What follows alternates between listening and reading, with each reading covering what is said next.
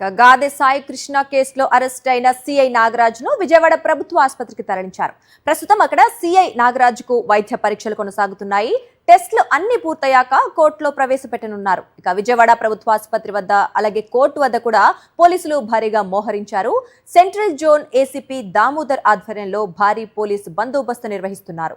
ఇదే అంశానికి సంబంధించి మరిన్ని డీటెయిల్స్ మా కరెస్పాండెంట్ సతీష్ కోర్టు నుంచి అందిస్తారు. సతీష్, చెప్పండి. చూస్తున్నాం సిఐ నాగరాజ్ ని ఆసుపత్రికి తరలించారు. ఆఫ్టర్ దట్ అంటే వన్స్ ఆ టెస్టులన్నీ కంప్లీట్ అయిన తర్వాత కోర్టుకు తీసుకెళ్తారంటున్నారు. ఏంటి మరి ఇంకా మిగతా అప్డేట్స్ ఏంటి? ఏ టైంకి రావచ్చు?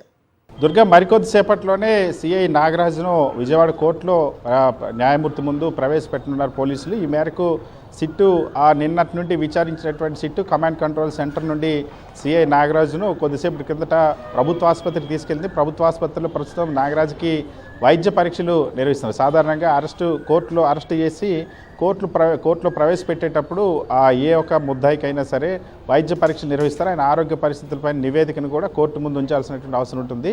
ఈ నేపథ్యంలో వైద్య పరీక్షలు నిర్వహిస్తారు. వైద్య పరీక్షలు నిర్వహించిన తర్వాత అక్కడి నుండి నేరుగా ప్రభుత్వ ఆసుపత్రి నుండి ప్రస్తుతం విజయవాడ కోర్టుకి తీసుకురానున్నారు. ముఖ్యంగా నాగరాజు పైన ఉన్నటువంటి ఆరోపణలన్నీ కూడా చాలా తీవ్రమైనటువంటి ఆరోపణలు. ఈ ఆరోపణల నేపథ్యంలో దాదాపుగా 6 రోజుల పాటు విచారణ సాగింది. ఈ నెల 19వ తేదీ నుండి 2 దఫాలుగా ఈ సాయికృష్ణ లాకప్ డెత్ కేసులో విచారణ సాగింది. ముందు దైవప్రసాద్ నేతృత్వంలో ఉన్నటువంటి పోలీసు అధికారుల బృందం 3 రోజుల పాటు విచారణ చేసింది. దైవప్రసాద్ నేతృత్వంలో టీము అదేవిధంగా కృష్ణలంక పోలీస్ స్టేషన్తో పాటుగా స్వర్గపూరి శ్మశాన వాటికలోన అదేవిధంగా సాయికృష్ణ కుటుంబాన్ని కూడా విచారించి ఒక నివేదిక తయారు చేసింది. ఆ నివేదికను సిట్కి అందజేసింది. ఆదివారం రాత్రి నుండి సిట్ విచారణ ప్రారంభమైంది. ఐజీ రవిప్రకాష్ నేతృత్వంలో 2 ఎస్పీలు, నయీం ఎస్పీ అదేవిధంగా అమిత్ బార్దర్తో పాటుగా అడిషనల్ ఎస్పీ సుధాకర్, ఈ 4గురితో కూడినటువంటి సిట్ బృందం విచారణ ప్రారంభించిన తర్వాత సాయికృష్ణ కుటుంబ సభ్యుల నుండి స్టేట్మెంట్లన్నీ రికార్డ్ చేసిన తర్వాత కృష్ణలంక పోలీస్ స్టేషన్లో కూడా విచారించారు. ఆ తర్వాత టాస్క్ ఫోర్స్ పోలీసుల దగ్గర నుండి కూడా పోలీసులు కూడా విచారించారు. అయితే నిన్నటి నుండి కూడా నాగరాజుని ప్రశ్నిస్తూ ఉన్నారు. నిన్న దాదాపుగా 12 గంటల తర్వాత అదుపులోకి తీసుకున్నటువంటి పోలీసులు నిన్న మధ్యాహ్నం నుండి సిఐ నాగరాజుని విచారిస్తారు. అయితే మనకున్నటువంటి సమాచారం మేరకు సిఐ నాగరాజు ఈ రోజు వరకు కూడా సిట్ అడిగినటువంటి ప్రశ్నలకు దేనికి కూడా సమాధానం చెప్పలేదు.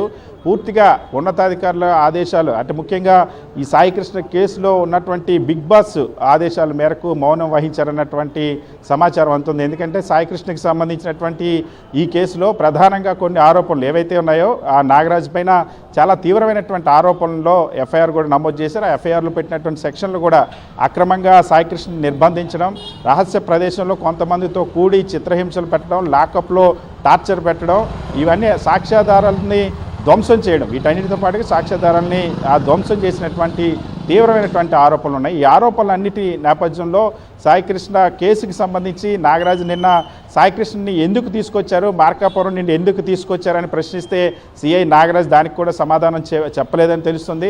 టాస్క్ ఫోర్స్ పోలీసులు చాలా స్పష్టంగా మేము మార్కాపురం నుండి ఒక వారెంట్ మీద సాయికృష్ణని తీసుకొచ్చి కృష్ణలంక సిఐ నాగరాజుకి అప్పగించామని సిట్ అధికారుల ముందు అంగీకరించినట్టు తెలుస్తుంది. అయితే ఆ అంశాన్ని కూడా స్పష్టంగా నాగరాజు ఇచ్చినటువంటి ఎక్నాలజ్మెంట్ను కూడా చూపించి ప్రశ్నించినప్పటికి కూడా తెలియదు అన్నటువంటి సమాధానం చెప్పారన్నటువంటి తెలుస్తుంది. అదేవిధంగా నాగరాజు సాయికృష్ణని చంపేశారా, లాకప్లో చంపేశారా, ఎందుకు టార్చర్ పెట్టారన్న అంశాన్ని కూడా ప్రశ్నించారు. అదేవిధంగా శ్మశానంలో సీసీ కెమెరా ఫుటేజ్ని ఎందుకు మాయం చేశారు? ఎందుకంటే కృష్ణలంక పోలీస్ స్టేషన్ సంబంధించి వాస్తవానికి ప్రతి ఒక్క పోలీస్ స్టేషన్ సంబంధించి 18 నెలల పాటు సీసీ ఫుటేజ్ బ్యాకప్ ఉండాలి, DVR అదేవిధంగా NVRలో. కానీ కృష్ణలంక పోలీస్ స్టేషన్ సంబంధించి కేవలం 2 రోజులు ఆ ఫుటేజ్ మాత్రమే ఉంది. ఈ విషయాన్ని కోర్టుకు కూడా ఆ పోలీసులు తెలిపారు. సో సిట్ దీనిపైన కూడా ప్రశ్నించింది. కేవలం మరీ ముఖ్యంగా మే 1 నుండి జూన్ 1వ తేదీ వరకు ఆ కృష్ణలంక పోలీస్ స్టేషన్ లోపల బయటకు సంబంధించిన సీసీ ఫుటేజ్ను భద్రపరచాలని ఆ MJFC కోర్టు ఆదేశించినప్పటికీ కూడా ఎక్కడ కూడా దాన్ని పాటించలేదు. 2 రోజుల ఫుటేజ్ మాత్రమే ఉంది. సో సాయికృష్ణ కేసుకు సంబంధించి ఆ సాయికృష్ణ మిస్సింగ్ ఒకటి, అదేవిధంగా ఎందుకు తీసుకొచ్చారో చెప్పకపోవడం, అదేవిధంగా తీసుకొచ్చిన తర్వాత లాకప్లో టార్చర్ పెట్టి చంపేశారన్నటువంటి ఆరోపణలు ఒకటైతే, సాయికృష్ణకి సంబంధించిన కేసులో ఏ ఒక్క ఆధారాన్ని కూడా లేకుండా ఆధారాలన్నింటినీ కూడా సిఐ నాగరాజ్ ధ్వంసం చేశారన్నటువంటి ఆరోపణలు కూడా ఉన్నాయి. సో ప్రధానంగా ఇప్పటికీ కూడా టాస్క్ ఫోర్స్ పోలీసులు సిపి పరిధిలో ఉంటారు. టాస్క్ ఫోర్స్ పోలీసులు ఎందుకు సాయికృష్ణ తీసుకొచ్చారు మార్కాపురం నుండి అన్నటువంటి ప్రశ్నకి ఎవరు చెప్తే తీసుకొచ్చారన్నటువంటి ప్రశ్నకి మాత్రం ఇప్పటికీ కూడా సమాధానం దొరకలేదు. సో ఈ ప్రశ్నలకు సంబంధించి మరి కన్క్లూజన్ సిట్ ఏ విధమైన కన్క్లూజన్కి వచ్చింది, నాగరాజు నోరు విప్పని నేపథ్యంలో సిట్ దగ్గర ఉన్నటువంటి ఆధారాలకు అనుగుణంగా ఇప్పుడు రిమాండ్ రిపోర్ట్ను కూడా పెడుతుంది. కోర్టులో ప్రవేశపెట్టేటప్పుడు రిమాండ్ కోరుతారు, ఎందుకంటే రిమాండ్ ఇచ్చిన తర్వాత మళ్ళీ పోలీస్ కస్టడీ కూడా కోరేటువంటి అవకాశం ఉంటుంది కాబట్టి. సో రిమాండ్ రిపోర్ట్లో ఏ అంశాలు పొందుపరుస్తారు అన్నది కూడా చాలా కీలకంగా ఈ కేసులో మారనుంది. ఇప్పుడు మరి కాసేపట్లో ఆ ఆసుపత్రి నుండి కోర్టు ముందు ఆ నాగరాజు ప్రవేశపెట్టుకున్నారు. Right Satish, thanks for the updates.